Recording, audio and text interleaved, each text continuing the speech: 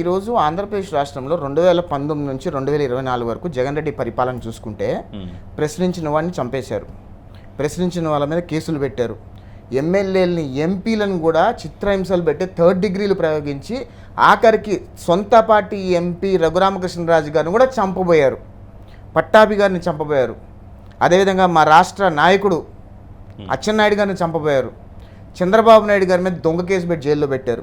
ఇవన్నీ చూసిన తర్వాత జగన్మోహన్ రెడ్డి గారిని ఒక ఉగ్రవాదితో పోల్చుకున్నారు తెలుగు ప్రజలు అని నేను అనుకుంటున్నా.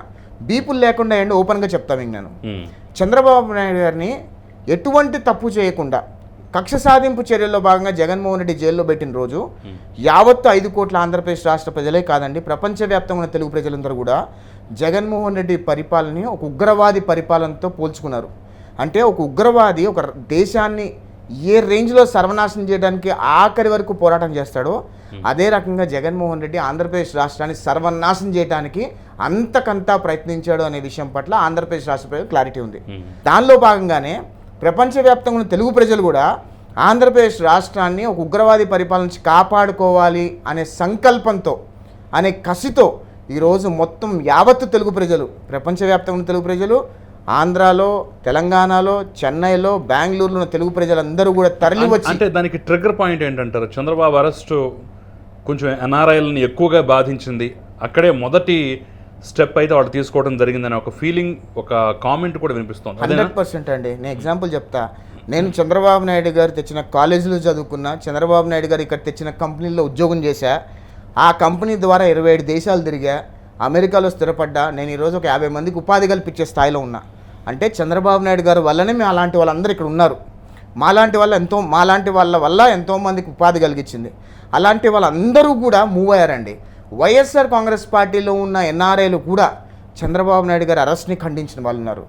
వైఎస్ఆర్ కాంగ్రెస్ పార్టీ సపోర్టర్స్ ఎవరైతే ఎన్ఆర్ఐలుగా ఉన్నారో వాళ్ళు కూడా జగన్మోహన్ రెడ్డి ఓడిపోవాలి ఈసారి అని కోరుకున్న వాళ్ళలో నాకు తెలిసిన వాళ్ళు చాలా మంది ఉన్నారు. చాలా మంది నేతలకి మీరు ఫండింగ్, అంటే మీరు మీన్స్ ఎన్ఆర్ఐలు బాగా ఫండింగ్ కూడా ఇచ్చారట, నిజమేనా?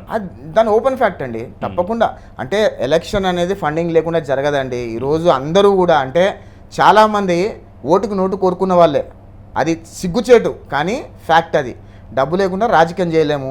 తప్పకుండా ఎన్ఆర్ఐల వంతు పాత్ర తప్పకుండా తెలుగుదేశం పార్టీకి చేశాము, ఎప్పుడు చేస్తాము. చంద్రబాబు నాయుడు గారికి అండగా ఉంటాము, తెలుగుదేశం పార్టీకి అండగా ఉంటాం. తెలుగుదేశం పార్టీ అధికారంలో ఉంటేనే ఆంధ్రప్రదేశ్ రాష్ట్రం బాగుపడుతుంది అని నమ్మే వాళ్ళలో మొట్టమొదటి ఎన్ఆర్ఐలు ఉంటారండి. ఇప్పుడు ఈ ఎన్నికలు అయిపోయిన తర్వాత కూడా సరే, ఎవరి ధైర్యం, ఎవరి ఉత్సాహం, ఎవరి ఊపు, ఎవరి నమ్మకం వాళ్ళకుంది. వైఎస్ఆర్ కాంగ్రెస్ పార్టీ యొక్క ఉత్సాహం, ఊపు కూడా ఇంకా ఎక్కువ ఉన్నట్లుగా కనిపిస్తోంది కదా. ఎందుకంటే తాజాగా ఏదో కామెంట్ వచ్చింది, మనం గెలుస్తున్నాం అలా ఇలా కాదు, 151కి మించినటువంటి సీట్లు రాబోతున్నాయి, చూస్తూ ఉండండి.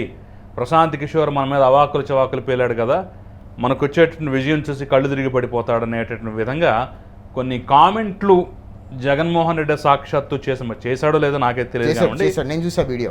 సరే, నేను ఇంకా పరిశీలించలేదు అది. సో ఆ రకంగా కామెంట్ చేసినట్టుగైతే ఒక వార్త అయితే హల్చల్ చేస్తుంది. సో ఆ ధైర్యం మరి ఎలా, మీరు ఎంత కాన్ఫిడెంట్గా చెప్తున్నారు, కానీ మీకు మించిన ధైర్యం వైసీపీలా కనిపిస్తుంది. నేను ఒక చెప్తానండి, జగన్మోహన్ రెడ్డి పెద్ద పిరికోడు. ఎంత పిరికోడో కూడా చెప్తాను నేను. జగన్మోహన్ రెడ్డికి నేను డైరెక్ట్గా బహిరంగంగా కామన్ మ్యాన్గా సవాల్ విసురుతున్నా. జగన్మోహన్ రెడ్డిని ఆయన పక్కనున్న పోలీసు యంత్రాంగం సెక్యూరిటీని పక్కకు పెట్టి ఒక మైదానంలో రమ్మని చెప్పండి. నేను ఒక సామాన్య పౌరుని కదా, నేను జగన్ రెడ్డి ఫైట్ చేద్దాం, కొట్టుకుందాం. ఏదైనా జగన్ రెడ్డి అని చచ్చిపోవాలి, నేను చచ్చిపోవాలి, అంత దమ్ముగా చెప్తున్నా నేను. ఎందుకు జగన్ రెడ్డి పిరికోడు అని అంటానంటే, పోలీసు రక్షణ వలయం ఉంది, ఎవ్వరూ టచ్ చేయలేరు అనే ఒక ధైర్యంతో పచ్చి అబద్ధాలు నిజాల్లాగా మాకు చెప్పే ప్రయత్నం చేస్తూ ఉంటాడు. జగన్మోహన్ రెడ్డి నోరు తెరిస్తే పచ్చి అబద్ధాలు చెప్తాడు.